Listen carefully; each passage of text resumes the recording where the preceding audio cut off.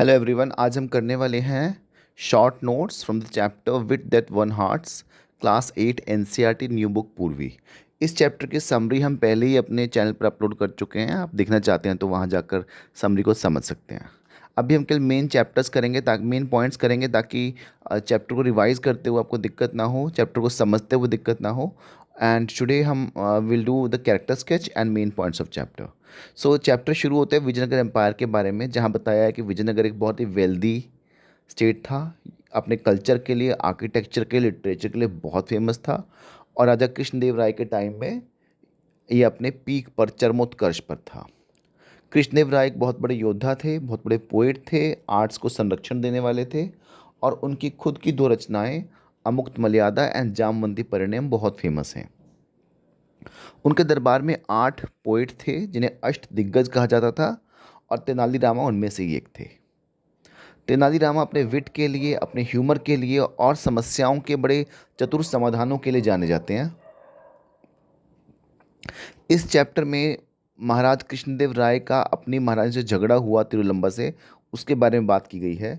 एक बार महाराज महारानी को एक कविता सुना रहे थे और महारानी को उबासियाँ आ गई 2-3 बार, और इससे वो उदास होकर चले गए। उन्हें लगा कि शायद महारानी ने उन्हें इंसल्ट किया है। महारानी ने उन्हें समझाने की बहुत कोशिश की पर नहीं समझा पाई, तो उसने तेनालीरामा की मदद से महाराज को कन्विंस किया और फिर दोनों इकट्ठे होकर खुशी खुशी रहने लगे। यही इस चैप्टर का मेन पॉइंट एंड सार है।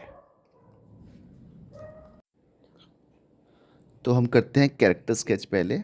कैरेक्टर स्केच करने का फ़ायदा ये होता है कि हम कोई भी क्वेश्चन आ जाए, हम कैरेक्टर स्केच से उन पॉइंट्स को निकाल कर उस क्वेश्चन को आंसर कर सकते हैं, हम चीज़ों को एनालाइज कर सकते हैं।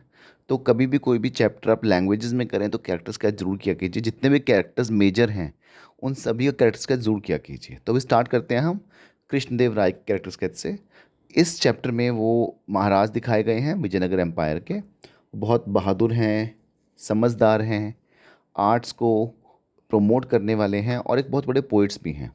और उनकी बुक्स अमुक्त मर्यादा एंड जामवंती परिणय के बारे में बात की गई है। और इस चैप्टर में वो महारानी तिरुवलंबा के बारे में उन्हें गलतफहमी हो जाती है कि उन्होंने, महारानी तिरुवलंबा ने उनको इंसल्ट किया, बिकॉज जब वो पोएम पढ़ रहे थे तो महारानी ने कई बार जम्भाई ली। पर बाद में उन्हें अपनी गलती का एहसास होता है अपने ट्रस्टेड फ्रेंड तेनालीरामा की मदद से, और वो एक बड़े ग्रेट लीडर की तरह निकल के आते हैं। और यहाँ पर समझ इस चैप्टर में ये आता है कि बिना किसी ईगो के, व्हेन ही रियलाइज्ड कि उन्होंने गलती कर दी, तो he understood, he went to be forgiven, he said sorry to his wife. तो दैट्स ए गुड क्वालिटी। एक और कैरेक्टरिस्टिक इंपॉर्टेंट है तिरुवलंबा, उनकी वाइफ का, जो कि महारानी है विजयनगर की एंड कृष्णदेव राय जी की वाइफ हैं। वो बहुत रिस्पेक्टफुल हैं, बहुत पेशेंट हैं, और वो महाराज से अपने झगड़े को बहुत जल्दी ख़त्म करना चाह रही हैं। और हुआ ये था कि जब महाराज कविता पाठ कर रहे थे, कविता बोल रहे थे, तो उन्हें जम्हाई आ गई, क्योंकि वो पूरे दिन के काम को थकी हुई थी। पर महाराज को लगा कि शायद उनका अपमान हो गया है, इसलिए वो चले गए। पर बाद में महारानी ने तेनालीरामा की मदद से अपने झगड़े को सुलझा लिया।